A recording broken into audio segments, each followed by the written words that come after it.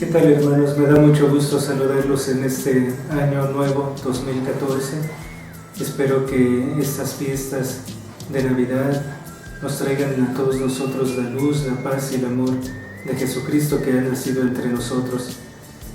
Iniciamos ahora este año nuestras actividades, unas actividades en las que conviene pensar nuevamente en el apóstol San Pablo como una de las figuras que nos ayudan a nosotros como cristianos para ir respondiéndole al Señor.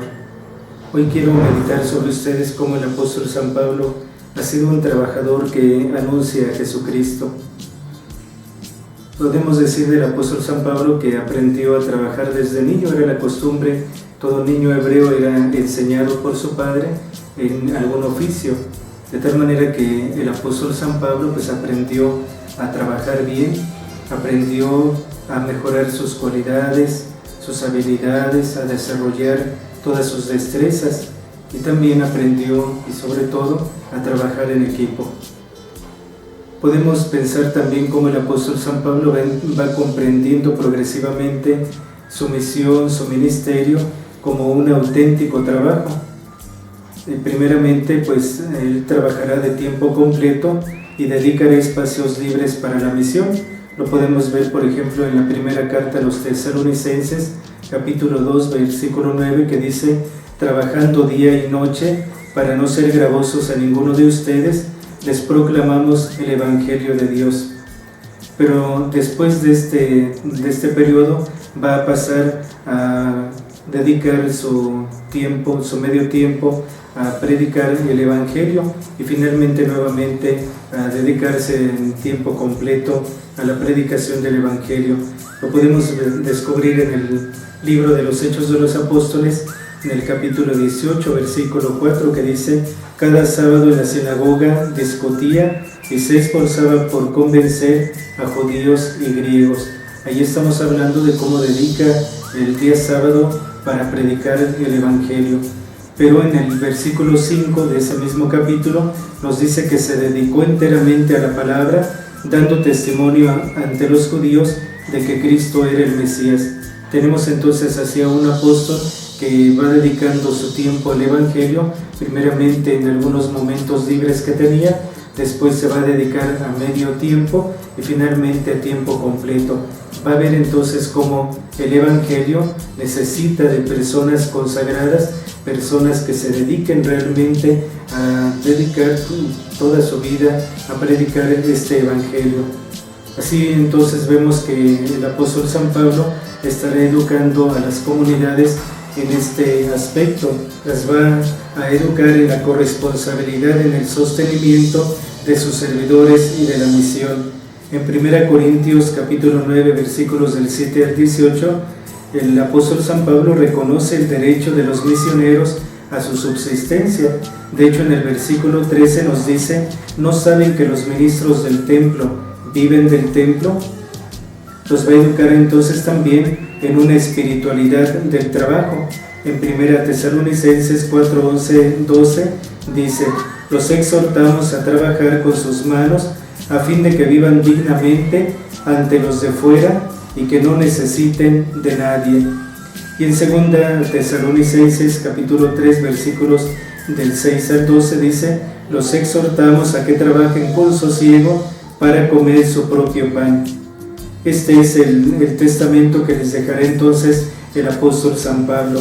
En Hechos 20, 30, 35 dice: en todo les he enseñado que es así, trabajando como se debe socorrer a los débiles, y que hay que tener presente las palabras del Señor Jesús: mayor felicidad hay en dar que en recibir. También en 1 Corintios 4, 12, 13 dice: trabajamos con nuestras manos, si nos insultan, bendecimos, si nos persiguen, los soportamos, si nos difaman, respondemos con bondad. Este va a ser el testimonio, el ejemplo que va a dar el apóstol San Pablo a sus comunidades. Una vez entonces que se dedique por completo a predicar el Evangelio, estará dando este testimonio a sus comunidades. Bien, así entonces creo que conviene pensar qué tan fiel soy al trabajo que se me ha encomendado en el servicio de la Iglesia. ¿Y cuál es la recompensa que yo espero por mi trabajo al servicio de la Iglesia? Si somos conscientes de que estamos aquí en la Iglesia trabajando, prestando un servicio, ¿cuál es la recompensa que yo estoy esperando? Pues les deseo a todos que tengan un feliz año nuevo, 2014, que el Señor los bendiga, a ustedes, a sus familias, y que los acompañe siempre. Que les vaya bien.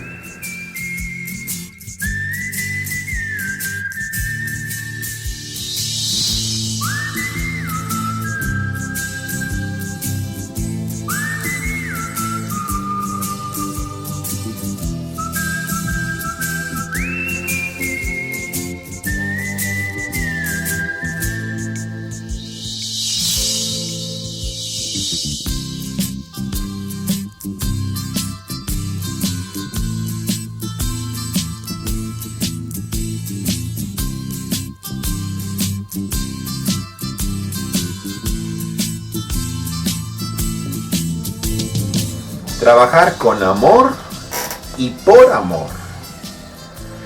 En una ocasión, un notable arquitecto se dirigió a visitar a sus trabajadores. Llegó al lugar de la construcción y se topó con un trabajador que de mala gana golpeaba la piedra en la que estaba trabajando. ¿Tú qué haces?, le preguntó el arquitecto. Pues aquí, picando piedra, le contestó el trabajador en tono displicente. Avanzó otro poco el arquitecto y encontró a un segundo trabajador a quien hizo la misma pregunta. ¿Qué estás haciendo? El empleado contestó con mejor ánimo: gano el pan para mis hijos.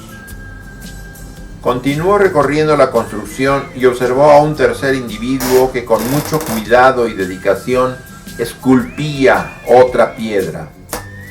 El arquitecto le preguntó: ¿y tú qué haces? El interpelado contestó con mucho entusiasmo y orgullo: construyo una catedral. El día de hoy les quiero hablar de los distintos niveles de conciencia en relación con lo que la mayoría hacemos diariamente, que es trabajar. Es evidente que los tres empleados de los que hablamos en la anécdota inicial estaban haciendo lo mismo. Construían una catedral, pero el primero hacía su trabajo de mala gana y solo pensaba en las molestias que acarrea la labor diaria. No disfrutaba de lo que hacía y casi no tenía sentido para él el estar picando piedra. El segundo constructor trabajaba para ganar el pan con el sudor de su frente, no solo para él mismo, sino también para sus hijos. Tenía una finalidad más noble y era consciente de ella. El tercer constructor, el que contestó que estaba construyendo una catedral, era consciente de que estaba cooperando para la cristalización de una gran obra, una catedral, que sería orgullo de la ciudad y que perduraría muchos siglos después. Yo añadiría una cuarta respuesta, que queda en el interior de cada uno y de la que no es conveniente hacer alarde. La cuarta respuesta sería: estoy contribuyendo a la extensión del reino de Dios. Trabajo por amor a mí mismo, por amor a mi familia, por amor a mis semejantes y por amor a mi Dios. Todos hacemos lo mismo, pero el nivel de conciencia de por qué lo hacemos es muy diferente de persona a persona. Te voy a invitar a elevar el nivel de conciencia por el que trabajas. Trabajo por amor a mí mismo. La necesidad de trabajar exige mi propia preparación y mi propia superación. Si quiero ser profesionista, médico, profesor, ingeniero o alguien más, debo invertir un buen número de años para poder ejercer dicha profesión. Si soy obrero o empleado, debo capacitarme y desarrollar un cierto número de habilidades, destrezas y actitudes para desempeñarme satisfactoriamente. El trabajo es una escuela de virtudes. Hazlo para llegar a ser un ser humano mucho mejor. Trabajo por amor a mi familia, presente o futura. El diario afán me permite conseguir el dinero necesario para sostener y educar a mi familia, presente o futura. Dios me manda a amar a mis prójimos como a mí mismo. Y mis prójimos más próximos son mis padres, mi esposa o esposo, mis hijos. El esfuerzo cotidiano me permite practicar uno de los principales mandatos de Dios y de Jesús, que es amar a mis prójimos como a mí mismo y como Él nos ha amado. Sé consciente de que trabajar equivale a practicar el amor a mi familia. Trabajo por amor a mis semejantes.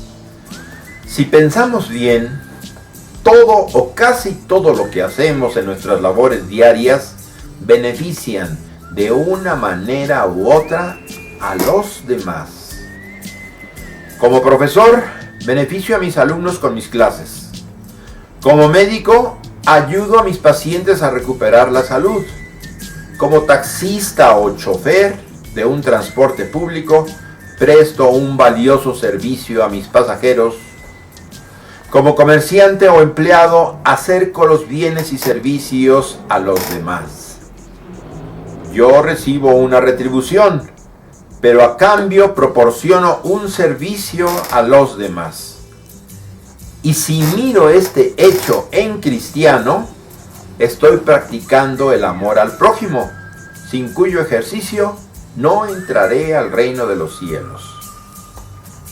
En este renglón entra el amor a la patria, punto muy importante de nuestra intencionalidad y conciencia. Mi trabajo engrandece a mi patria. Comprenderlo eleva mi nivel de conciencia. Trabajo por amor a mi Dios. Dice el gran pintor francés Auguste Renoir: trabajar con amor es el secreto de la felicidad. Y si trabajamos con amor y por amor a Dios, nuestra felicidad y paz interior se acrecientan de manera insospechada. Recuerdo que mi mamá me decía cuando era niño: ofrécele a Dios todo lo que vas a hacer en este día.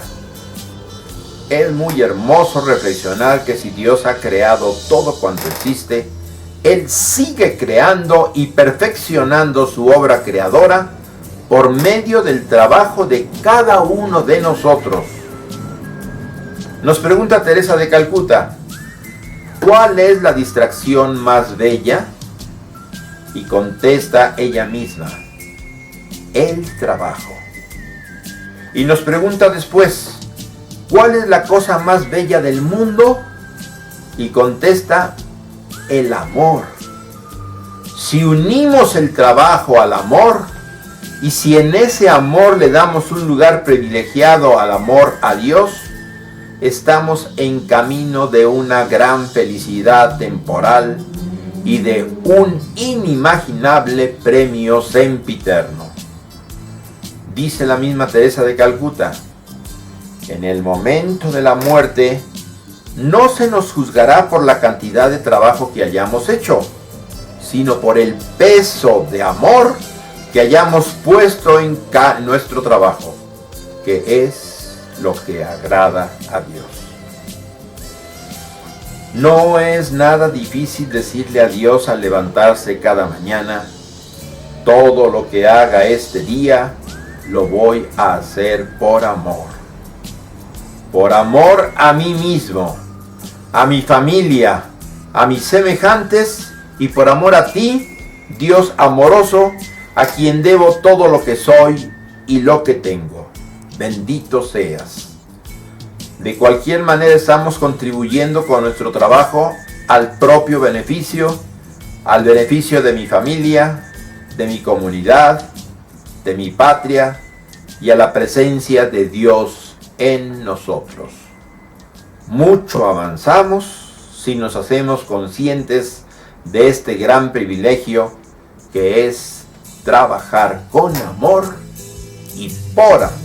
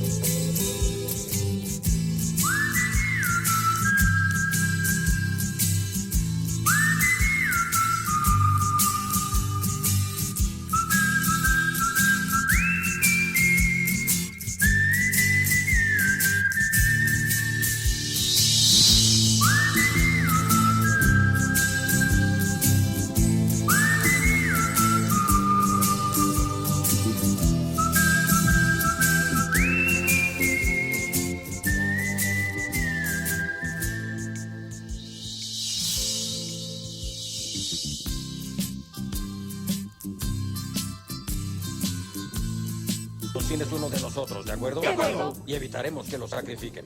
Darla vendrá en 5 días. ¿Y qué vamos a hacer?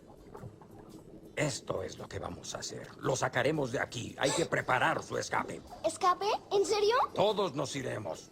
Gil, por favor, no otra de tus escapatorias. Disculpa, es que nunca funcionan. Sí, ¿qué haría que esta fuera diferente?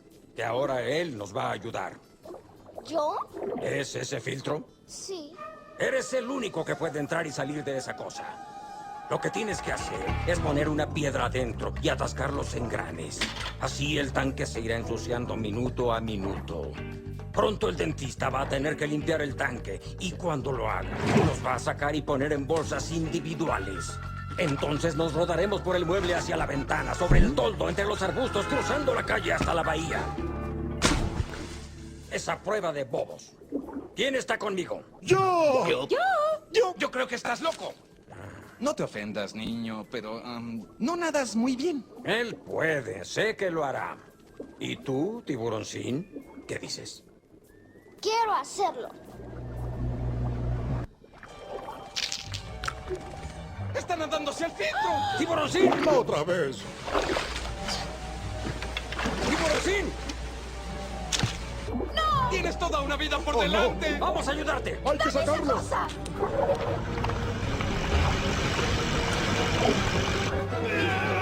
¡Sáquenlo ya! ¡Toma la punta, chico!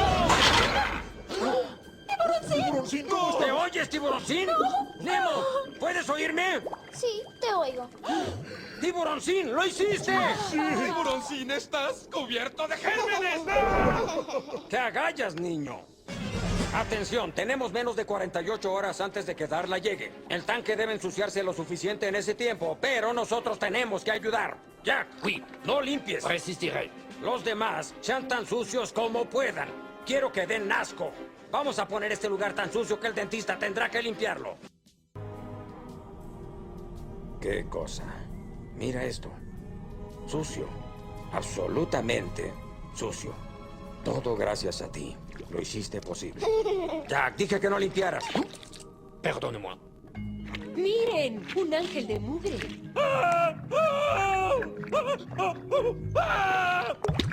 ¡Burbujas! ¡Amo las burbujas!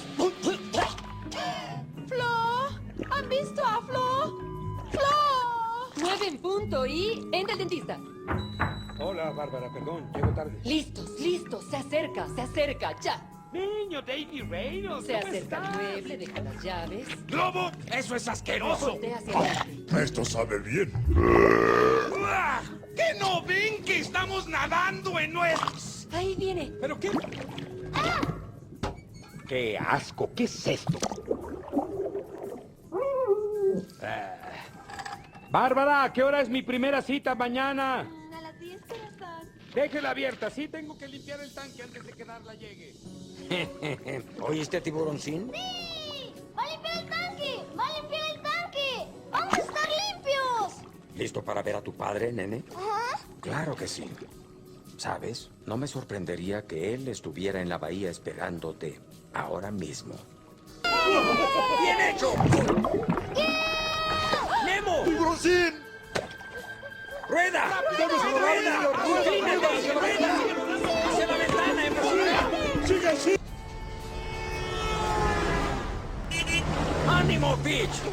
¡Puedes! ¡Casi ¡Ya llegas! está cerca! más y listo! ¡Ya llegaste! Es la luz roja más corta que he visto. ¡Sigue, Peach!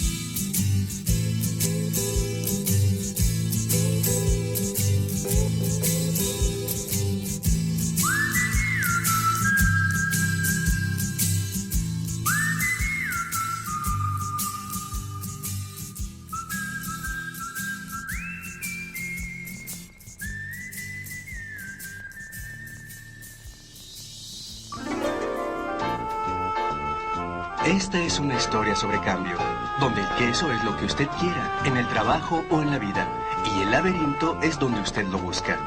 Los 4 personajes en la historia, 2 ratones y 2 personitas, representan partes nuestras, sin importar nuestra edad, género, raza o nacionalidad, porque todos nosotros compartimos algo en común, una necesidad de encontrar nuestro camino en el laberinto y tener éxito en tiempos cambiantes.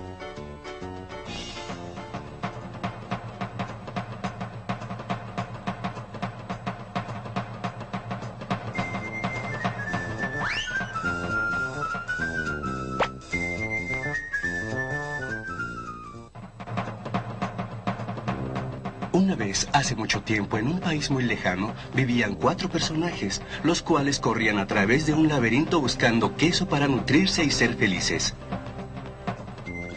2 eran los ratones llamados Sniff y Scary. Y 2 eran las personitas, Hem y Ho.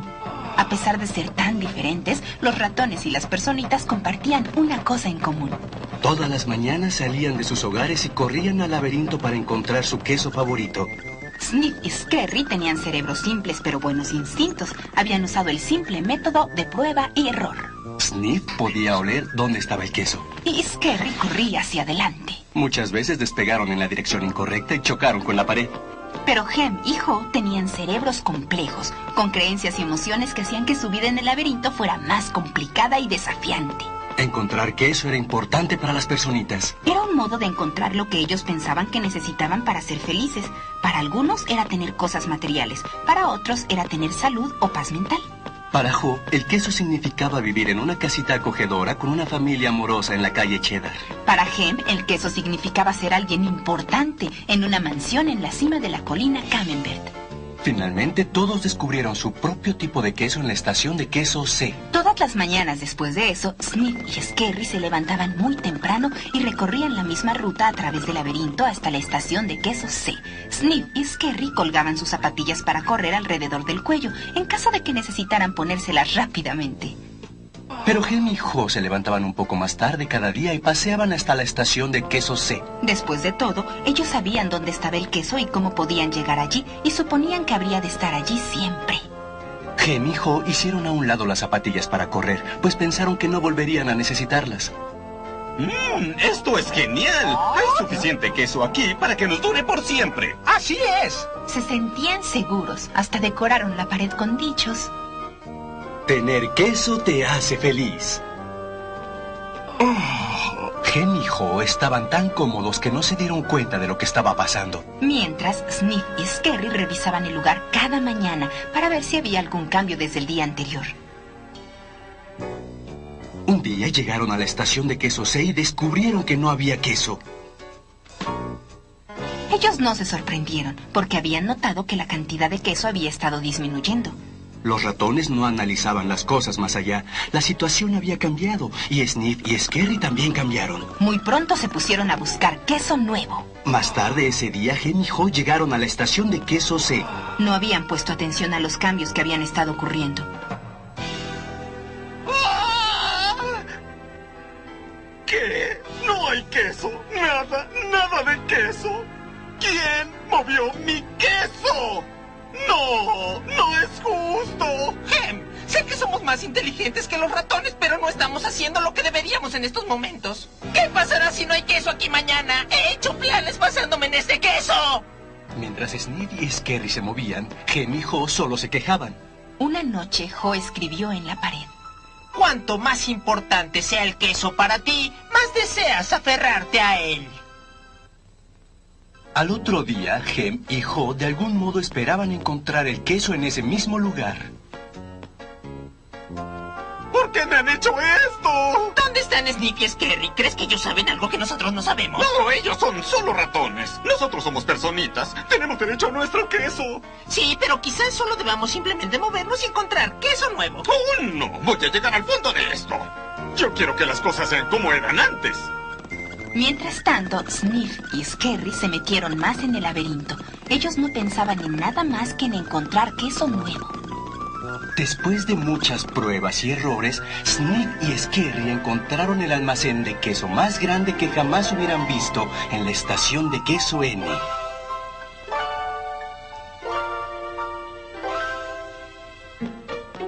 Mientras, Hem y Jo seguían quejándose en la estación de queso C que estaba vacía. Luego, Jo comenzó a imaginarse que estaba en el laberinto encontrando queso nuevo y fresco. En poco tiempo ya casi lo podía saborear.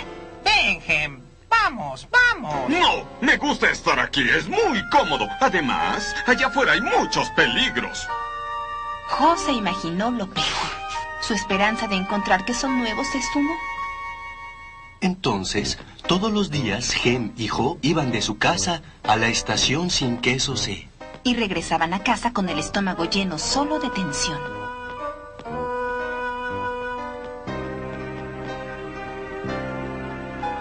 ¿Quién movió mi queso? ¿Quién movió mi queso? ¿Quién movió mi queso? Hem, míranos. Seguimos haciendo las mismas cosas una y otra vez. Y nos preguntamos por qué nada mejora. ¡Es hora de movernos! No te irás a meter nuevamente al laberinto. ¿Por qué no esperamos aquí hasta que nos devuelvan el queso? Tú no entiendes. Ya no van a poner el queso viejo. Ese ya es queso de ayer. Es hora de buscar queso nuevo. Oh, pero ¿y si no hay queso allá? ¿Qué tal si no encontramos nada? Hem, la vida continúa y nosotros también debemos continuar. ¿Quién movió mi queso? ¿Quién movió mi queso? ¿Quién movió mi queso? Si no cambiamos, nos podríamos extinguir. Una parte de Jo, igual que Hem, tenía miedo. Entonces, Jo escribió en la pared lo que había estado pensando. ¿Qué harías si no tuvieras miedo? No pasó mucho tiempo antes de que Jo supiera qué hacer. Se armó de todo su valor y corrió hacia lo desconocido. ¡Es tiempo del laberinto!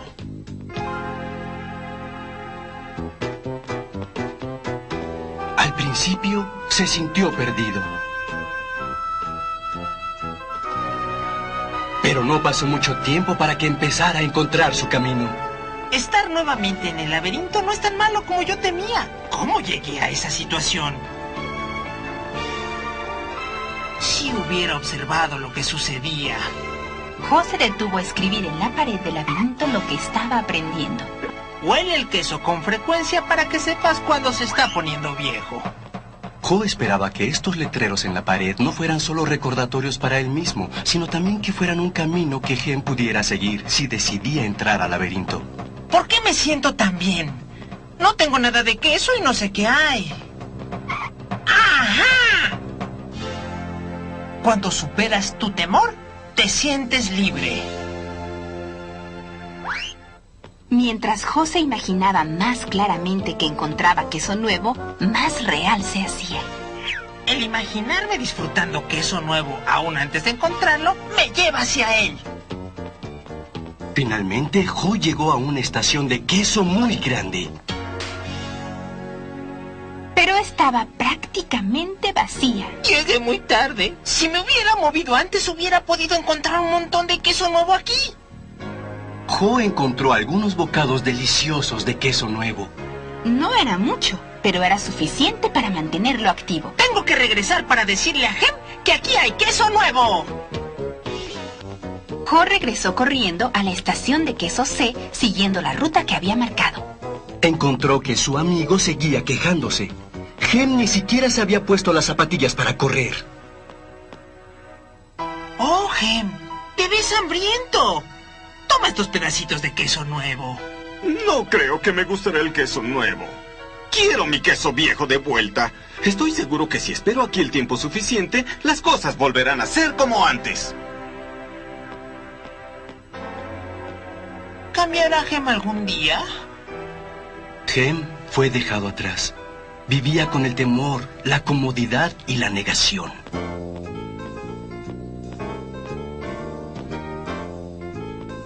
Me imagino que Hem cree que no podrá o que no disfrutará el queso nuevo. Parece que cree que si se aventura en el laberinto, las cosas empeorarán.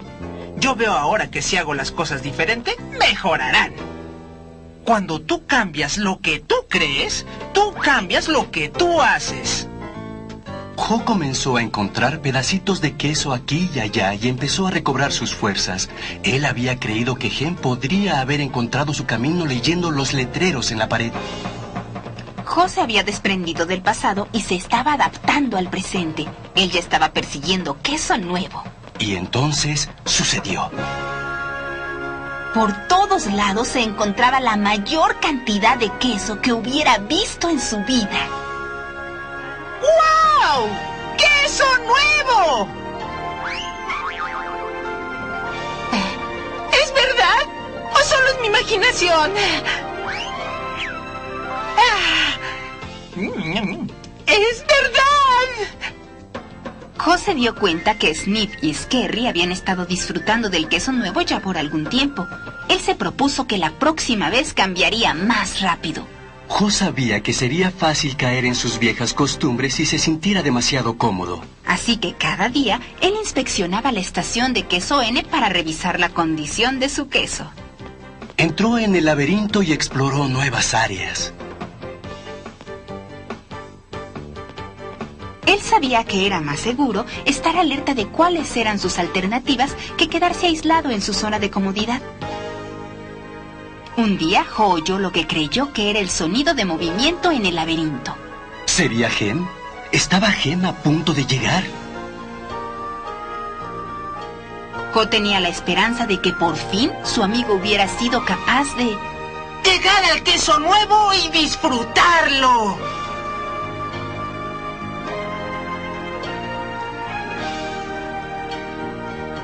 El fin. ¿O es un nuevo principio? ¿Puedes tú leer los letreros en la pared? El cambio está ocurriendo. Ellos siguen moviendo el queso. Anticípate al cambio. Huele el queso con frecuencia para que sepas cuándo se está poniendo viejo. Adáptate al cambio con rapidez. Mientras más pronto te deshagas del queso viejo, más pronto podrás disfrutar del queso nuevo. Disfruta el cambio, saborea la aventura y disfruta el sabor del queso nuevo. Mantente listo para cambiar con rapidez y disfrútalo otra vez. Los demás siguen moviendo el queso.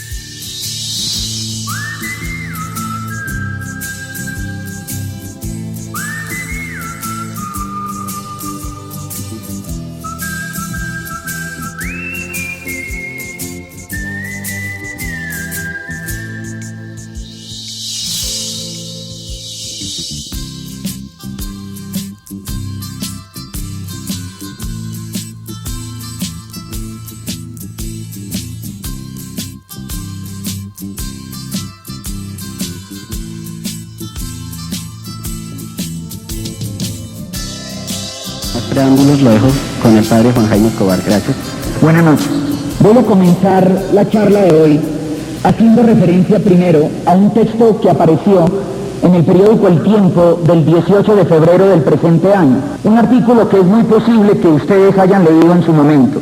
Lleva la firma de la doctora Ángela Marulanda, educadora familiar, y el título del artículo es "Los buenos padres son ante todo valerosos". Dice así: nadie duda que para ser buenos padres se necesita una gran dosis de amor, paciencia, ecuanimidad, comprensión, disciplina, para mencionar solo algunas características. Pero quizás lo que más necesitamos para formar hijos dotados de virtudes y capacidades que les permitan llegar lejos en la vida es ser padres valerosos. Es decir, tener la fortaleza necesaria para hacer lo que más les conviene a los hijos, por duro que ello sea.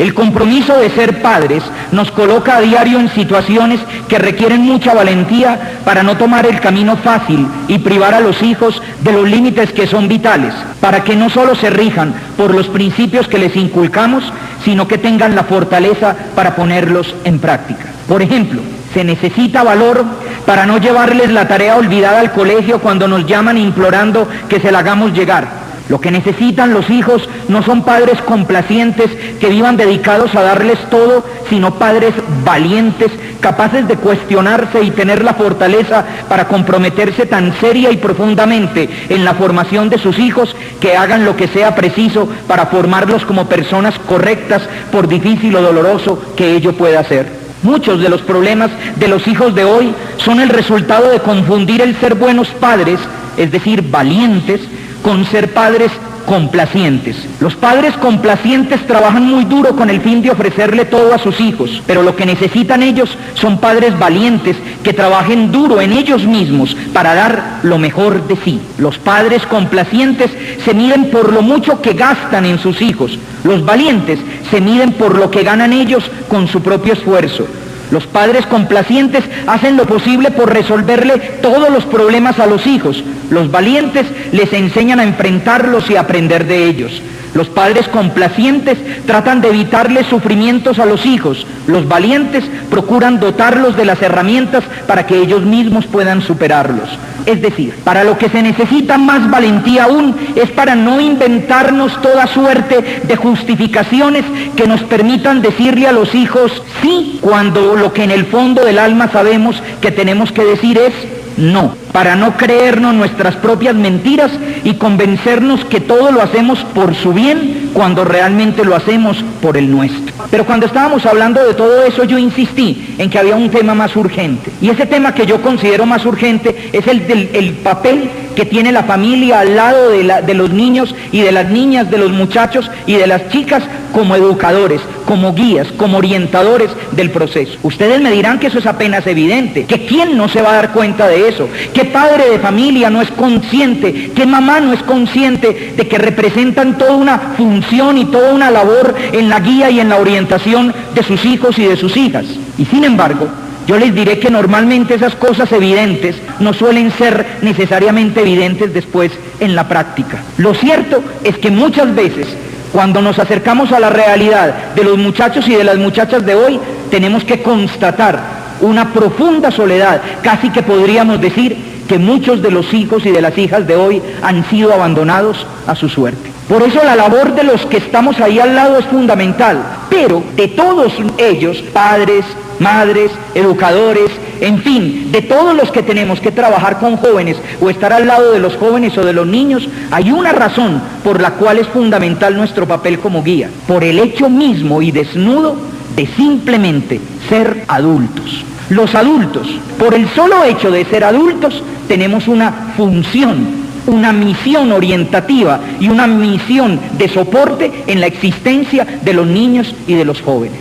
Quienes hayan leído el opúsculo de Fernando Savater, El valor de educar, encontrarán un capítulo impactante que se llama El eclipse de la familia. El argumento que está demostrando no es el más tradicional y el que quizá manejamos más entre nosotros, que la familia ha desaparecido de la vida de los niños sencillamente por sustracción de materia, porque los padres se separaron, porque el papá lo abandonó o cosas por el estilo, sino que habla de la desaparición de la familia por el hecho de no estar cumpliendo su función, porque la familia pareciera que quisiera ganarse al adolescente, ganarse su cariño y su afecto, volverse íntimo, chévere, camarada del adolescente, perdiendo la mirada de que somos guías educadores y un guía educador no necesariamente es un camarada. En ese libro, Fernando Savater dice lo siguiente: los niños crecen en todas las latitudes como la hiedra pegada a la pared, ayudándose de adultos que les ofrecen al mismo tiempo apoyo y resistencia. Si carecen de esa tutela, no siempre complaciente, pueden llegar a deformarse hasta la monstruosidad. Los niños no pueden rechazar la autoridad de los educadores como si se encontrasen oprimidos por una mayoría compuesta de adultos, aunque los métodos modernos de educación han intentado efectivamente poner en práctica la idea absurda que consiste en tratar a los niños como si fueran una minoría oprimida que tiene necesidad de liberarse. La autoridad ha sido abolida por los mismos adultos y ello solo puede significar una cosa: que los adultos nos rehusamos a asumir la responsabilidad del mundo en el que pusimos a nuestros niños. Por eso, el título que yo le doy a la conferencia es En busca de adultos significativos. Esta charla, muchachos y muchachas, esta charla no es una confesión de ideas claras y distintas. No es la presentación de un mensaje claramente psicológico, sociológico, filosófico y que ustedes se van a ir para la casa pues con mayores conocimientos. Esta charla fundamentalmente es una plegaria. Esta charla es una súplica. Esta charla es un clamor. Los niños, las niñas, los jóvenes necesitan adultos que sean capaces de ser adultos con todas las exigencias de lo que significa la adultez para que puedan ser verdaderos guías de su vida. Por lo tanto, se buscan adultos significativos. Primero entonces, planteamiento del problema. No es un secreto que una de las realidades más dantescas y más dramáticas que podemos encontrar cuando nos acercamos a los niños y a los jóvenes de hoy es la realidad de la soledad. En una investigación hecha por la Universidad Católica en el año de 1999, se llegó a la conclusión de que todos los niños de los niños de Bogotá, más del 80% de ellos, sin distinción de estrato social, señalaban como el problema más grave de su vida el siguiente: me siento solo. La soledad es el problema más serio en la vida de los muchachos. A la larga ustedes se los preguntan y verán que los muchachos dirán: papá, mamá, es que me siento solo, es que estoy solo. Es un mundo en el que en los últimos años ha crecido la soledad y esa soledad ha ido metiendo sus tentáculos en la existencia de los niños y de las niñas. Incluso un dato: en esa misma investigación de la Universidad Católica aparecía que la primera palabra que los niños de las guarderías infantiles de los estratos del 1 al 3 en la capital de la ciudad, la primera palabra que tenían la tendencia a aprender no era papá ni era mamá. La primera palabra que aprendían era la palabra mío. ¿Por qué? Porque en una vivencia tan temprana, en una guardería, donde tienen que aprender a defender la cobija, la almohada, el sonajero, el tetero, el chupo, lo tienen que aprender a defender del rival que tienen acostado al lado, es mucho más importante aprender primero las palabras de la propiedad privada y de la defensa de mi entorno, mío, que aprender las palabras relacionales y afectivas, papá y mamá, como símbolo incluso de esa soledad que podemos adivinar en los niños y en los jóvenes. Hay dos tipos de soledad fundamentalmente. Podríamos decir que existe una soledad existencial y una soledad afectiva. Voy a hablar más adelante, voy a hacer una pequeña semblanza de esos dos tipos de soledad. Pero quiero mostrarles, los quiero acercar rápidamente a la experiencia de la soledad de los niños y de los jóvenes de hoy en nuestras sociedades. Y me voy a acercar por un lado que creo que uno no se lo imagina, pero existe. Por ejemplo, si ustedes hoy en día se van y presentan el niño o la niña a un colegio pinchado, así, un colegio de estos en los que toca hacer una antesala peor que para entrar a la universidad, presentar pruebas, que cuando salen los resultados y la niña o el niño pasó, entonces el papá y la mamá se miran: gorda, ahora nos toca a vos y a mí pasar, y tienen que ir a la entrevista con el rector o con la psicóloga y poner cara de que se llevan bien y hasta llegar en el mismo carro por ese día para que crean que están unidos y estamos casados por la iglesia y lo que más nos gusta del colegio son los valores morales y todo eso. ¿Será que nos reciben a Felipito o nos tiramos en todo? Pues muy bien, en esas circunstancias a veces aparece en la cartelera que los papás de Carlota Álvarez tienen que hablar con la psicóloga. Entonces van donde la psicóloga, y la psicóloga que va a recibir la niña para prekinder o para kinder, entonces llega y les dice algo más o menos así: Carlota es una niña muy inteligente, ella es una niña muy capaz y presenta muy buenos niveles de ejecución y de respuesta a los estímulos. El problema es que presenta una deficiencia a nivel de lenguaje y articulación fonética. Por eso la niña va a necesitar apoyo a nivel de terapia fonoaudiológica, terapia de lenguaje.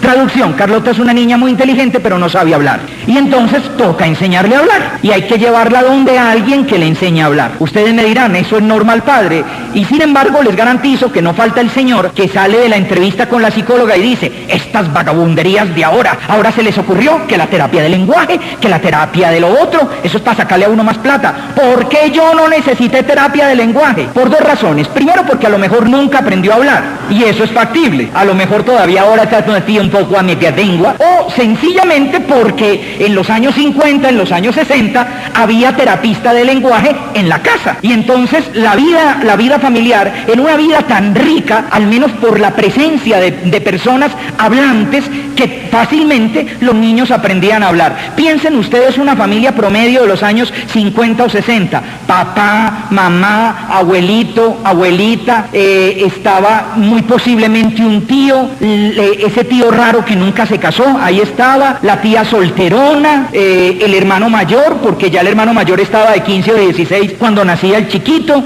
entonces el hermano mayor también ayudaba a hablar. Fuera de eso estaba Hortensia, la empleada de mi mamá que le trabajó toda la vida y que cuando mi mamá se vino a vivir conmigo, Hortensia también se vino y se trajo a Genoveva, la hija de ella que vive también con nosotros. Todo ese gentío hablándole a un niño. Entonces, evidente, los niños aprendían a hablar. ¿Dónde se aprendieron ustedes aquello de rápido ruedan los carros cargados de azúcar al ferrocarril? Eso se aprendía en la casa. Bla, bla, bli, bla, blu, la, le, li, lo, lu, tra, tri, trito, tru, y todas esas cosas se aprendían primero que todo en la casa. Con Coquito, con Nacho Leo, con lo que fuera. Pero primero que todo se aprendía en el universo de la relación familiar. Evidente, una escena, y esa escena se las voy a hacer modelo 60, modelo 2001. Modelo 60. Llega el niño, 4 de la tarde, y le dice a la mamá, mamá, quiero pancito y huevito.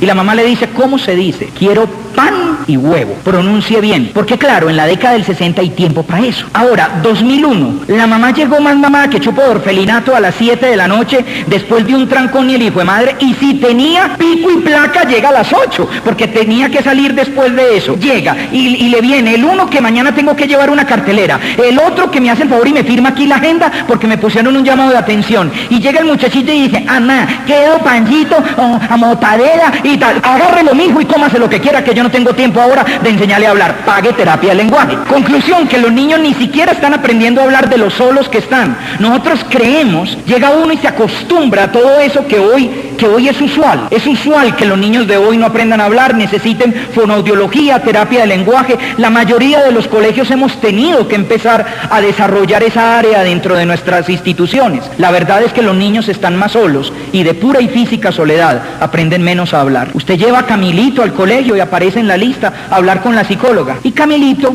la psicóloga le dice, Camilo es un niño muy capaz, él es un niño muy vivaz, él tiene mucho, tanto presenta un cuadro de hiperquinesia, de hiperactividad, y él va a necesitar atención a nivel de terapia ocupacional. Traducción, Camilo es muy inteligente, pero jode que da miedo, y no le hace caso a nadie, desespera a María Santísima. Entonces, es necesario enseñarle a que se quede quieto y ponga atención. Eso es toda esa palabrería para que se la aprendan. Llévense hoy la traducción, que eso les sirve para otros días. ¿Quién era la terapista ocupacional de antes? Se llamaba mamá. Y llegaba usted y lo sentaba a desgranar mazorca, porque vamos a hacer arepa de chocolate, y se me sienta ahí media hora, una hora, desgranando mazorca. Terminó la mazorca, mi hija, sigue la arveja. Después de la arveja, en mi tierra había que moler el maíz, pa' colmo. Toda una serie de actividades familiares que invitaban a la concentración en una misma actividad durante mucho tiempo. Salíamos a vacaciones, y vacaciones en el colegio, pero en la casa no. Era la oportunidad para limpiar los pisos con agua y jabón, las paredes, para organizar el cuarto.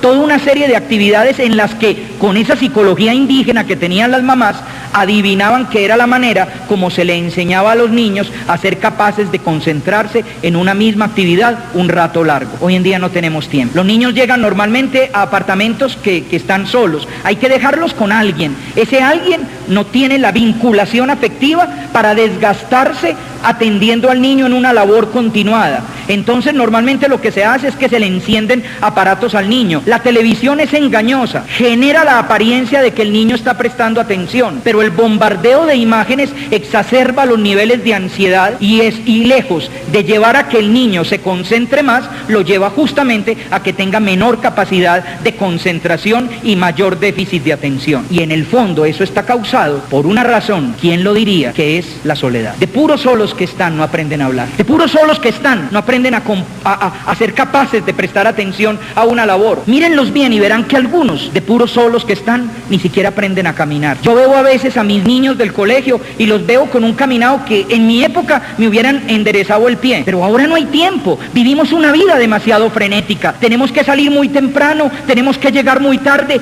¿Quién tiene tiempo para decir enderece ese pie? Camine como le dé la gana y ya veremos qué tenis le compramos algún día, así nos salgan un poquito más caros. De pura soledad. Incluso en colegios de buen nivel económico, de pura soledad a veces llegan los niños al colegio sin bañarse. ¿Por qué? porque no hay quien los acompañe a bañarse. Los niños están cada vez más solos. Otra realidad en la que podemos ver la soledad es la presencia de las adicciones. Esto se manifiesta mucho más en los jóvenes, en los muchachos y en las niñas ya de edades preadolescente o adolescente. No solamente las adicciones más las que se le vienen a uno más rápido a la cabeza, la droga, el licor, aunque nota de pie de página, está demostrado que en este momento el inicio en el licor está arrancando hacia 6º o 7º grado de bachillerato. Cada vez ha bajado más la edad en la cual los niños se acercan al mundo del alcohol, con el problema adicional de que nuestra sociedad considera que la droga es muy mala, pero el alcohol no tanto. El alcohol tiene como una cierta bendición social, sobre todo si se hace en casa. Si se hace en casa y yo lo estoy viendo, aunque quede hincho y vomite hasta el primer tetero,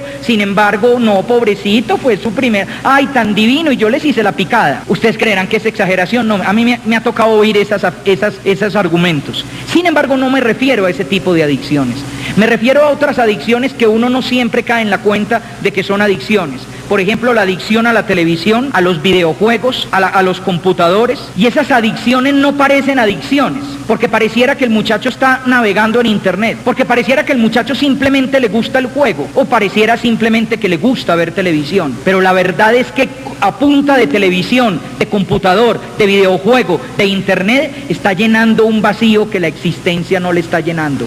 Está haciendo de esos aparatos y de esos electrodomésticos o medios audiovisuales las realidades que pueden llenar su universo afectivo. Hablamos, por tanto, de dos tipos de soledades: la soledad existencial y la soledad afectiva. Cada día es más real el hecho de los niños solos existencialmente. Existencialmente, ¿qué quiere decir? Que están, de hecho, solos. Son esos niños, piensen ustedes que la familia de hoy es una familia reducida a sus elementos esenciales, por razones económicas, por la complejidad del mundo actual, porque papá y mamá tenemos que trabajar, si no es impagable la carga económica del hogar. Yo no juzgo las razones por las cuales eso sucede, simplemente hago un acercamiento fenoménico al asunto. Pero si ustedes se fijan, la familia actual está reducida a sus elementos esenciales.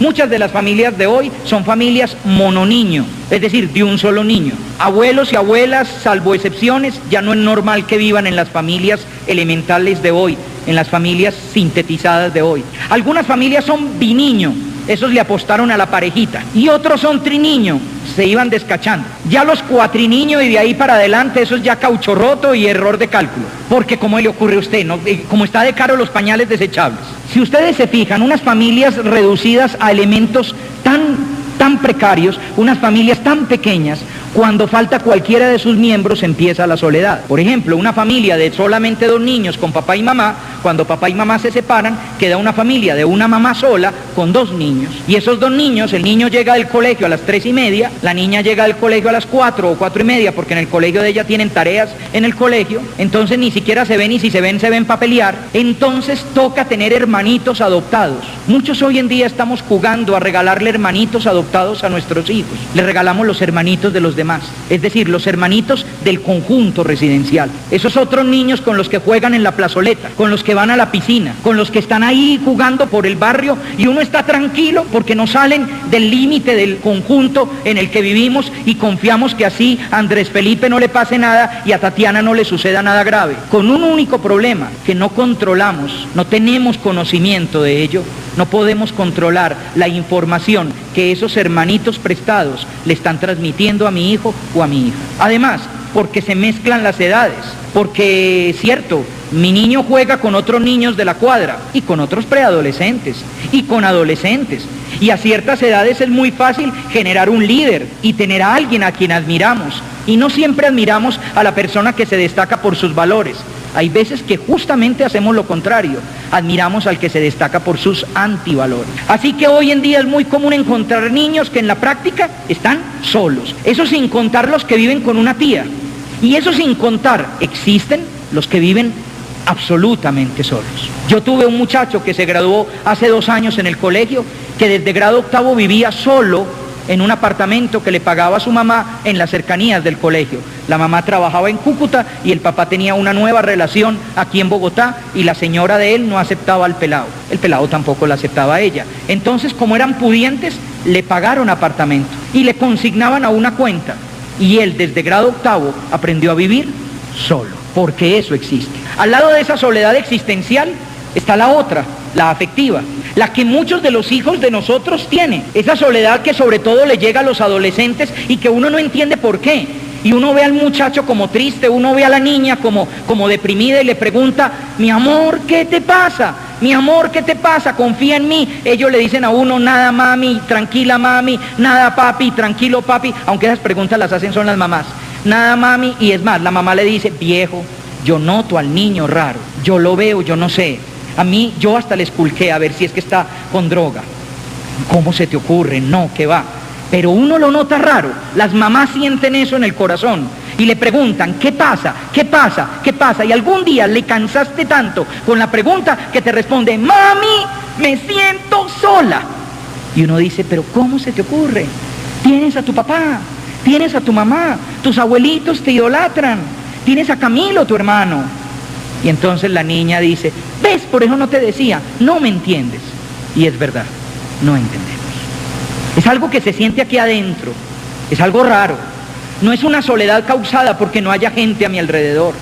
No es una soledad causada porque no tenga aparatos con los que llenar el silencio. No es una soledad causada por el hecho de que no me quiera la gente que dice que me quiere. Es una soledad porque siento que me falta algo o alguien para sentirme completo o completa. Y esa es la razón por la cual busco desesperadamente un amigo, una amiga, un muchacho que se fije en mí, me vea bonita, una pelada que me haga caso y que sienta que necesita que yo la llame y que necesita encontrarse conmigo. De ahí se explica esa necesidad imperiosa que tienen los adolescentes por establecer nexos con sus iguales. Nos dicen joven todo el rato, uno con 68 ya prostático y yendo al baño 2 veces en la noche y está muy joven. Muy joven, sí, claro. ¿Y todo por qué? Porque es que no es un valor ser adulto. Ya no te puedo decir, hombre, estás en la plenitud de tu adultez. No, eso ya no es un valor. Imagínense que en el periódico El Colombiano de la ciudad de Medellín salió una foto de unos ancianitos. El pie de foto decía, unos adultos mayores en una celebración, bla, bla, bla, bla, bla, bla. Y alguien le escribía al defensor del lector diciendo que ese eufemismo de adultos mayores era innecesario. Son ancianos y la ancianidad es parte de la vida. Pues muy bien, un eufemismo similar estamos manejando con nosotros. Somos muy jóvenes, porque somos treintones, cuarentones, cincuentones, somos muy jóvenes. Les tengo malas noticias, no somos jóvenes, somos adultos. Se espera de nosotros que nos comportemos como adultos, que tengamos convicciones de adulto, valores de adulto, creencias de adulto, manera de vivir de adulto.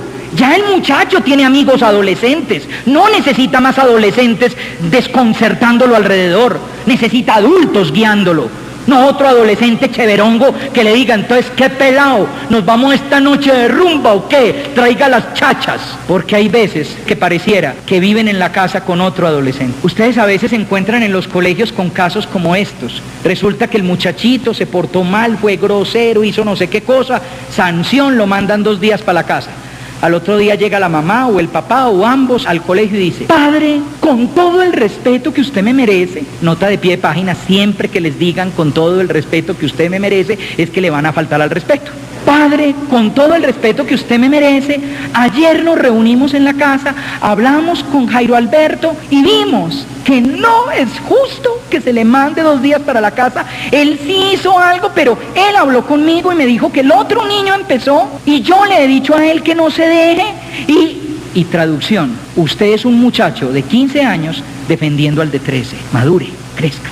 Nos hemos vuelto defensores de oficio porque nos hemos vuelto otros pelados, y los pelados tenemos que ganarnos al pelado. ¿Han visto ustedes alguna vez un pelado llevándole la contraria a otro? Eso no se usa. Cuando uno entra típico a los 15 años, se van los 5 amigos al Éxito y llega uno y agarra a escondidas un yogur y se lo mete al bolsillo. ¿Qué hace el otro amigo? Mira, te quiero decir algo, eso se llama robar y no se debe hacer, no solo porque es un mandamiento de Dios, sino porque ensucia a nuestra patria.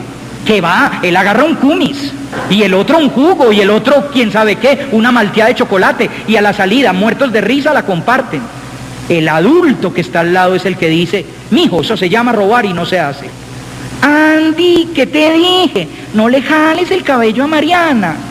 Andy, mira, si le sigues jalando el cabello, a la niña le va a doler la cabeza, porque los papás modelo 2000 creemos que para llamar la atención hay que dar una explicación digna de un posgrado. Nosotros, de tanto que hemos leído Carrusel, entonces el niño se traumatiza, si se le llama la atención, si se le pone el límite, ustedes saben, puede quedar loco o bobo, entonces toca así con una... Al final, la niña queda llorando y la mamá llega, ¡pio! Me hiciste llorar la niña, y se va a cargar la niña. ¿Aprendió el muchachito un límite en la vida? No, la próxima vez hará exactamente lo mismo. ¿Qué se hacía antes? Andrés Jesús, no me molestes la niña. Andrés Jesús, ¿qué te dije? Que no. Listo, santo, solucionado el problema, ¿no? Hoy en día cada vez somos menos adultos. ¿Por qué? Hasta el momento simplemente hice la parte simpática de mostrarles que somos bien adolescentes, que nos fascina poder decir hoy en día, yo no soy el padre de Sebastián, yo soy su amigo. Error, usted no es amigo, usted es papá. Y un papá no se puede rebajar al cargo de amigo, él ya tiene amigos, y buenos, en el colegio, y chéveres, y con ellos goza más que enano creciendo. La labor suya no es ser amigo, la labor suya no es ser amiga, la labor suya es ser padre, la labor suya es ser mamá. Y no es lo mismo un padre que un amigo. ¿Qué pasó con el adulto? ¿Cuáles son las causas de esto? A ver, las causas de esto las podríamos sintetizar en 5 puntos. El primer punto es la fragilidad propia del sujeto posmoderno. Estamos viviendo hoy un modelo de cultura, un modelo de sociedad, que hemos dado en llamar la sociedad posmoderna o el mundo de la posmodernidad. Ese mundo de la posmodernidad tiene muchos rasgos. Por ejemplo, uno de los rasgos del mundo de la posmodernidad es la pérdida de utopías. El mundo moderno, es decir, el mundo anterior al actual, fue construido sobre utopías. Utopías que se cumplieron o no se cumplieron. Ahora no estamos haciendo ese juicio. Pero fue construido sobre utopías, es decir, había grandes sueños sobre los cuales construir la existencia. A medida que un muchacho va avanzando hoy en el bachillerato, hay un sentimiento que aparece de manera más tenaz, más profunda, más intensa en su corazón. Ese sentimiento, quien lo dijera, en el cuerpo de muchachos que aparentemente por fuera son tan fuertes y tan ya hechos, ese sentimiento es el sentimiento del miedo. ¿Miedo a qué? Miedo a un futuro desconcertante, porque hoy no es claro que termino en un buen colegio, voy a una buena universidad y tengo asegurada la vida. Hoy eso no es claro, porque hoy puedo terminar de un buen colegio, ir a una buena universidad y salir al mundo del desempleo, o salir al mundo de una patria destruida, o salir al mundo del secuestro y de la vacuna, o salir al mundo de la incertidumbre. Antes del atentado de las Torres Gemelas, en una entrevista que Confecámaras había hecho en las más importantes universidades de las 3 grandes ciudades del país, el mayor número de los estudiantes de universidad tenía como anhelo para después de su graduación irse a los Estados Unidos. Luego los ideales de la gente ya no están aquí, en esta tierra. Los pocos ideales que quedan son ideales en ultramar, ideales en otro lado. Para colmo, llega Bin Laden, nos tumba las torres y nos tumbó la pequeña utopía que habíamos logrado construir, la de irnos. El mundo posmoderno quebró las utopías. Y junto a las utopías quebró el sentido de la historia. Y junto al sentido de la historia quebró la fortaleza de las personas. Nosotros estamos diciendo hoy, es que nos tocó una época muy dura. Es que nos tocó un mundo muy difícil. Y yo les digo, no es verdad. Piensen en el mundo que les tocó a nuestros abuelos y a nuestros bisabuelos. Piensen en la Colombia de principios de siglo, con la guerra de los 1000 días y con la violencia entre conservadores y liberales. Piensen en una época de mucha mayor pobreza que ahora, sin las comodidades de ahora, sin las posibilidades que hoy tenemos para educar a nuestros hijos. Y nuestros abuelos no se quebraron, nuestros abuelos siguieron viviendo y no les daba por pensar en quitarse la vida o en suicidarse porque las cosas estaban muy difíciles. Y sin embargo aquí estamos nosotros, frágiles, rotos, fragmentados. Es un rasgo de la época. El adulto de la posmodernidad tiene el corazón roto, el corazón quebrado, y no pareciera que tuviera algo a que aferrarse, porque para colmo, como hemos perdido la espiritualidad, entonces no tenemos algo grande de que aferrarnos. Segunda razón, el desconcierto ético y moral. ¿Qué es bueno? ¿Qué es malo? ¿Lo tenemos claro? ¿Tenemos claro qué es lo bueno y lo malo para enseñarlo a nuestros hijos? Les garantizo que hubo una época en que en la familia número 1 daban los mismos conceptos, los mismos criterios y echaban cantaleta de la misma manera que en la familia número 2. Por eso uno podía dejar fácilmente ir a la niña a pasar el fin de semana con los Vargas, porque uno sabía que los Vargas la obligaban a respetar en la mesa, que en la mesa no se suben los coditos, ni se habla ni se dan gritos, que además hay que responder con cortesía a los papás, señor y señora, que hay que tender la cama y que hay que dejar todo organizado, y además el domingo temprano la llevaban a misa. Hoy en día el apartamento 303A educa en una manera de ver la vida, y el 303 de la Torre B educa de otra, porque allá son nueva era, energetizados, allá son las pirámides, la comida macrobiótica, o sea, como les dijera, la mamá es así como que nada, como hippie, y entonces ella es súper chévere, incluso ella arma su areto delante de sus hijos y le parece que eso está muy bien, y ella ve que es normal que Camilo tenga relaciones con Andrea, y usted tiene el pelo parado de pensar que su Andrea se la van a almorzar pronto. ¿Qué es bueno y qué es malo? Les garantizo, aquí estamos en grupo y aparentemente pensamos lo mismo. Y sin embargo, si hacemos preguntas tales como ¿a qué edad tu hijo puede empezar a consumir alcohol? Ya no nos ponemos de acuerdo. Aquí hay algunos de nosotros que vamos a decir que jamás. Y otros vamos a decir que, hombre, yo a Alfredo desde los 14, eso sí, 2 traguitos, una cervecita, pero en la casa con mi supervisión. Y hay otros de nosotros que no le damos importancia al asunto, mientras el muchacho esté en un lugar seguro, eso es parte de la vida padre y uno no puede ser tan chapado a la antigua. Ni siquiera en eso estamos de acuerdo. ¿Qué es lo que nosotros consideramos adecuado o inadecuado, por ejemplo, en el mundo de la educación sexual? ¿Cuántos de los que estamos acá tenemos hijos o hijas en edades de 15, 16, 17 años? ¿Y cuántos de esos hijos o hijas nuestras de 15, 16, 17 años tienen novio o novia? Y piensen los que tienen novio o novia desde hace más de un mes. Pregunta, ¿ya se acostaron? Y no crean que no piensen que de esa agua no beberán, porque con el precio que tienen las gaseosas, porque les cuento que en la precariedad simbólica que manejan los chicos y las chicas de hoy, casi la única manera que tienen de decirse de verdad, te quiero, es acostándose. Porque ya no se usa aquello de decir un poema, entregar una flor o regalar la luna. Todo eso es super cursi. Entonces, mejor vamos de una vez al grano. ¿Y vos qué pensás de eso? ¿Ya hablaste de eso con tu hijo? ¿Ya hablaste de eso con tu hija? ¿O hacemos el método del avestruz? Metamos la cabeza debajo de la tierra y confiemos en que no. Yo veo a ese muchacho como tranquilito, no lo veo como muy manilargo. Entonces, de eso no hablemos, es mejor no tratar el tema. Y si tratamos el tema y te parece que bien, que eso es normal, que tú no le verías ninguna dificultad al asunto, ¿ya llevas normalmente en el mercado la caja de condones? ¿Y eso está bien visto? ¿O ustedes estarían de acuerdo? ¿Quién sí, quién no? No nos ponemos de acuerdo. No tenemos una ética confiable, no tenemos una ética en la que creamos de verdad. El problema no es lo que ella haya hecho, el problema es que preguntó. No sabemos qué hacer. ¿Hacemos bien o hacemos mal? ¿Les dejamos o no les dejamos tener amigas? ¿Los dejamos ir a la finca esa donde no va a haber ni un solo mayor? Bueno, el mayordomo, pero no más. ¿Qué está permitido? ¿Qué no está permitido? Mi hijo hace 3 meses que no va a misa, lo dejo porque total es su vida. ¿Qué hacemos? Tercero, la fractura afectiva del adulto. Yo no sé si por aguantadores, porque eran todoterreno, porque, no sé. Pero el adulto de antes era un adulto que aguantaba los golpes de la vida. Y aguantaba las soledades, aguantaba los desprecios, aguantaba las traiciones, aguantaba incluso las infidelidades. El adulto de hoy se desmorona afectivamente.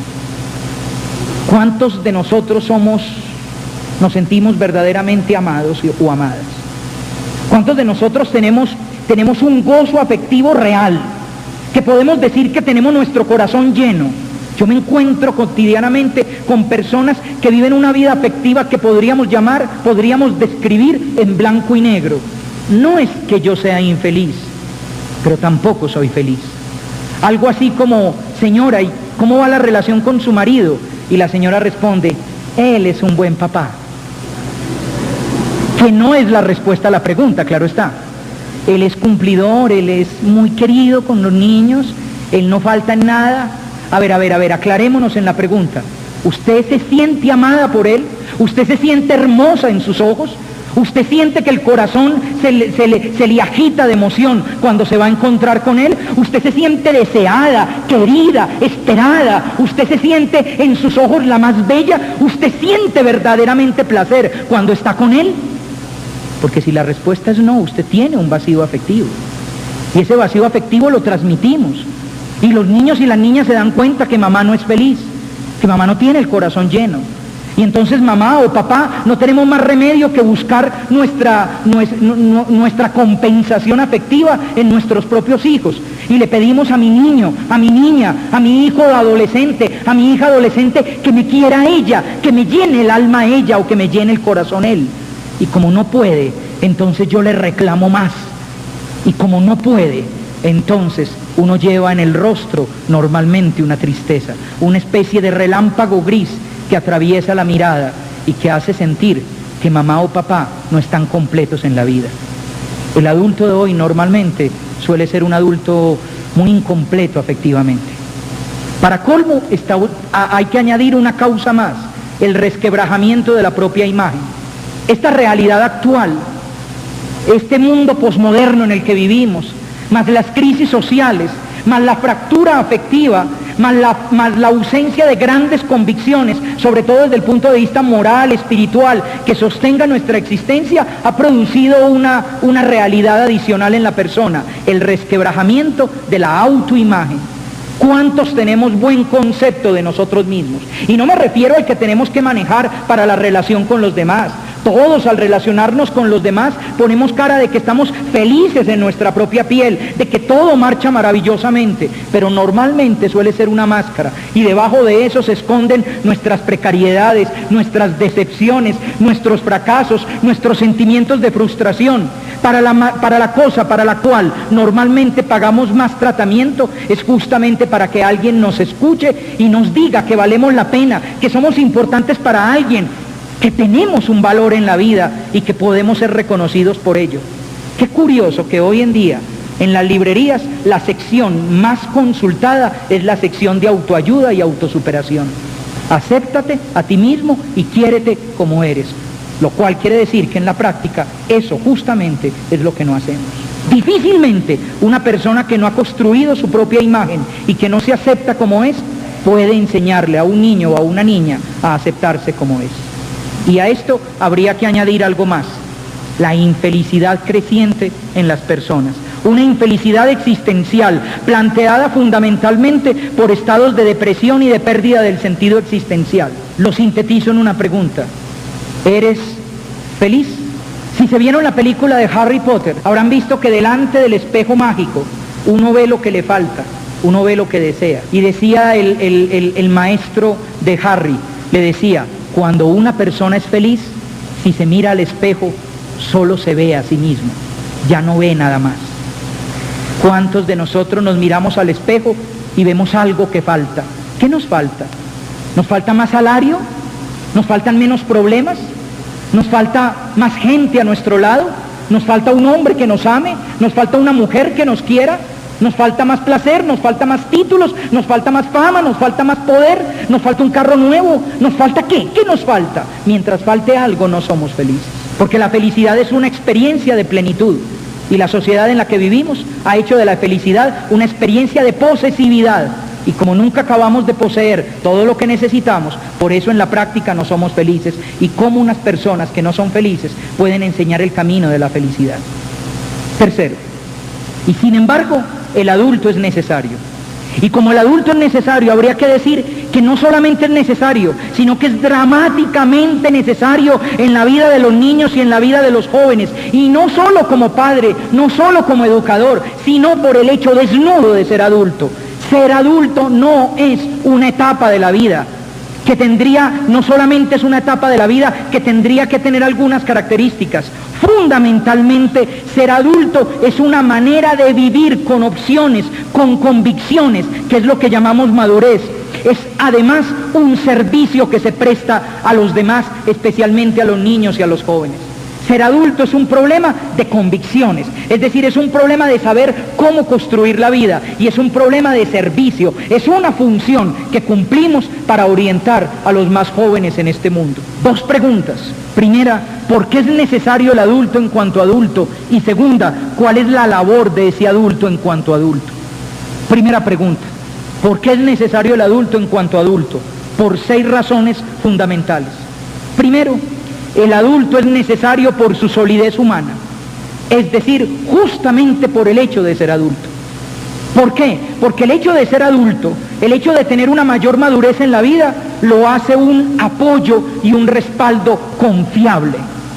Cuando el adulto no es adulto, entonces el adulto se hunde y no puede servir de apoyo, no puede servir de soporte para un adolescente. Es normal que un adolescente sea inseguro, es normal que un adolescente no tenga las cosas claras, es normal que un adolescente tenga crisis.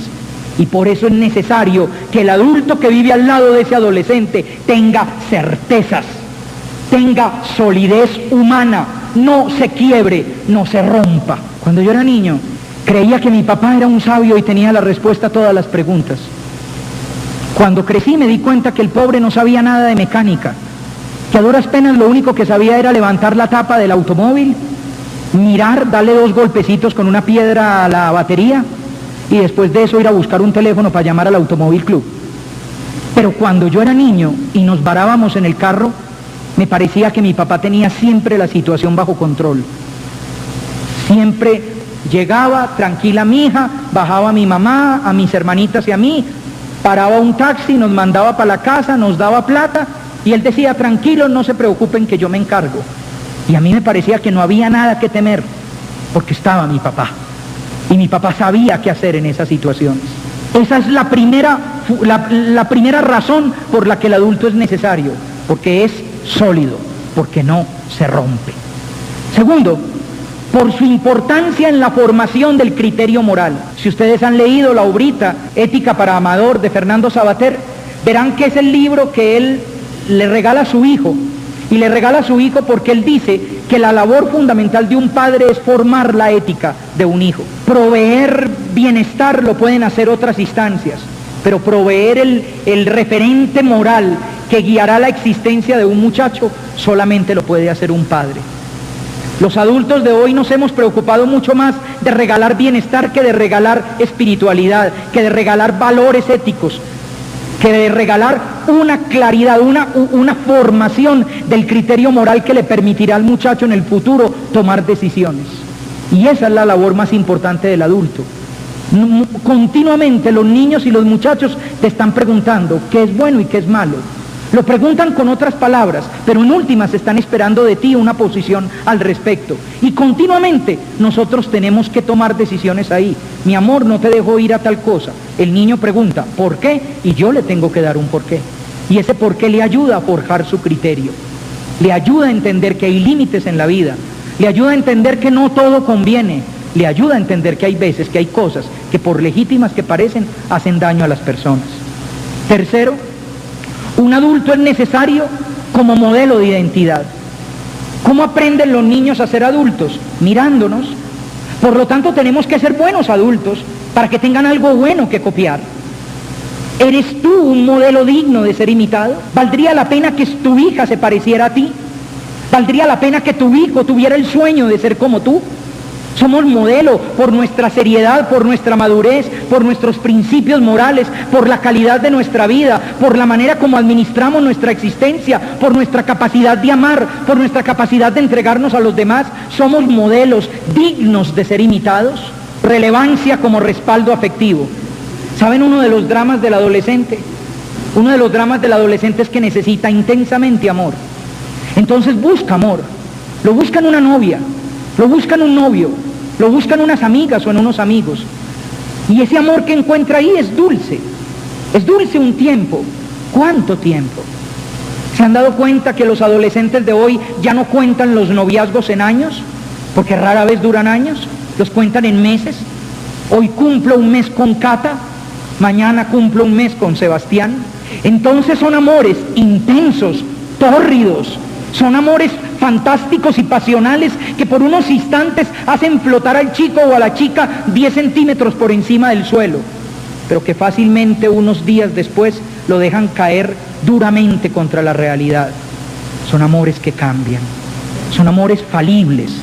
Al lado de esos amores falibles, el adulto tiene que ser el amor que no falla, el amor que no cambia. Y al lado de eso está el testimonio de humanidad. Todo adulto da testimonio de lo que significa ser un ser humano. Los valores de lo que es un ser humano lo tenemos que testimoniar los adultos, porque si no, los adolescentes no lo pueden descubrir por sí mismos, los niños no lo pueden descubrir en sí mismos, tienen que oírnoslo testimoniar. Los niños y los jóvenes necesitan adultos felices que les digan que la felicidad sí existe. Yo estoy convencido de que hay mamás que pierden el año escolar desde 3 meses antes de que el chino lo pierda. Ay, padre, yo soy la mamá de fulanito de tal. Él me va a perder el año, ¿qué vamos a hacer? Sí, evidente que lo va a perder el año. Si usted ya empezó, ¿cómo no lo va a perder? Si usted tiene toda esa angustia, ¿cómo no lo va a perder? ¿Qué lleva usted para dar de comer en la casa? ¿Angustia? ¿Ansiedad? ¿O lo que lleva es convicción, alegría, felicidad? Tus niños tienen una mamá feliz, tus niños tienen un papá feliz, que den unas ganas inmensas de ser como mi papá, porque mi papá es un hombre muy feliz. ¿Cuál es entonces la labor del adulto en cuanto a adulto? Y lo resumo en 4 líneas. Primero, estar ahí. Casi que diría que el primer servicio del adulto es estar ahí, no abandonarlo, estar ahí. ¿Estás ahí cuando se necesita? Yo me pregunto, cuando yo tenía 15 o 16 años, tuve la oportunidad de fumar marihuana, tuve la oportunidad de meter drogas más duras, o tuve la oportunidad de consumir trago en exceso, y respondo no. ¿Y saben por qué no? Porque mi familia era omnipresente, impresionantemente omnipresente. Estaba en todas partes, a todas horas. Si no estaba mi papá, estaba mi mamá. Si no estaba mi mamá, estaban mis hermanas. Casi que a uno lo dejaban solo, a duras penas, para dormir. Y no cierre la puerta con seguro, porque nunca permitieron que cerrara la puerta con seguro. En cambio, cuando tu hijo en la fiesta del barrio, en uno de los baños donde se metieron 10 muchachos, le ofrecen una fumada de marihuana, ¿estás tú? Estar ahí. Hay que estar ahí, es lo primero. Somos apoyo, somos sostén, somos soporte. Y nosotros somos fuente de confianza. Tenemos que estar ahí para hacerles sentir que pueden con la vida, que no tengan miedo. No tengas miedo, mi amor. Yo estoy aquí. Segundo, orientar, mostrar el camino. Sí, ya sé que los adolescentes son llevados de su parecer, ya sé que muchas veces no le hacen caso a uno, ya sé que uno les dice algo y ellos se ponen bravos, pero les cuento, en el fondo no, está demostrado que siempre escuchan lo que tú dices, así no estén de acuerdo, y lo guardan en la memoria, y tarde o temprano terminan poniéndolo en práctica, o como mínimo diciéndose a sí mismos que si le hubiera hecho caso a mi mamá, o si le hubiera hecho caso a mi papá. Hay que mostrar el sendero. Esa es nuestra función. No podemos estar igual de desconcertados que ellos. Cuando mi hijo o mi hija me pregunta qué hay que hacer, yo tengo que poder decirle qué hay que hacer. No me las puedo dar de libre pensador y decir, no sé, mi amor, vamos juntos a buscarlo. Vamos juntos a buscarlo, ni qué niño muerto. Muéstrele por dónde son las cosas. La labor de ella o de él será después evaluar lo que tú le dices y tomar sus propias decisiones. Pero es una grave responsabilidad que se lo enseñes. ¿Por qué les tenemos que imponer las cosas? Porque parte de nuestra misión en la vida es imponer algunas cosas. Les impusimos lo más grave, les impusimos la vida. Ellos no pidieron vivir. Y les impusimos unos rasgos, y les impusimos una genética, y les impusimos una cultura, y un país, y una nacionalidad, y una lengua. Pero no le podemos decir motílese.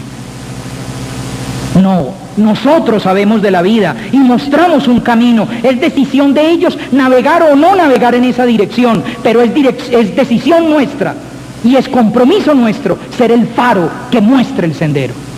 Tercero, soportar, aguantar, no quebrarse. ¿Saben qué es un adulto? Alguien que aguanta. Alguien que aguanta, y hay que aguantar. ¿Y cuánto cuesta aguantar, sobre todo en aquellas épocas en que uno esperaría recibir más afecto y más cariño de su hijo o de su hija y recibe monosílabos? ¿Qué hay? Bien, ahí. ¿Cómo te fue, mi amor? Sí. Y uno siente ese vacío en el corazón, y no me digan que no, se siente. A veces uno quisiera que esa niña no hubiera crecido y que todavía me llenara de besos cuando yo llego a casa.